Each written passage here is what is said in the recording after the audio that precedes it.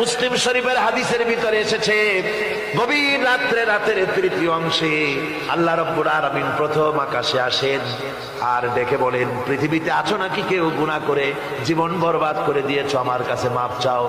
ঋণগ্রস্ত আছো, অসুস্থ আছো, অপমানিত আছো, কে আছো মাসরুম, আমাকে ডাকো, আমার কাছে বলো, আমি ডাকের সাড়া দেব, জীবনের আশা পূরণ করে দেব। ওই সময় যেই সমস্ত লোকেরা কাঁদে তাহাজ্জুদের নামাজ পড়ে, আল্লাহ জিজ্ঞেস করেন ফেরেশতারা, অমুক অমুক দেশে অমুক অমুক বান্দারা কাঁদে কেন? ফেরেশতারা বলে, রব্বুল আলামিন তুমি তো ভালো করে জানো। আল্লাহ বলেন, জানি, তবুও তোমাদের মুখে শুনতে চাই। তারা বলে, রব্বুল আলামিন তোমার এই বান্দা গুনাহ করেছে, গুনার জন্য মাপ চায়, জাহান্নাম থেকে বাঁচতে চায়। আল্লাহ পাক বলেন, ফেরেশতারা আমার এই বান্দারা আমারে দেখেছে নাকি? বলে দেখে নাই। বলে আমার দোজখ দেখেছে নাকি? বলে না, তাও দেখে নাই। আমার বেহেশত দেখেছে।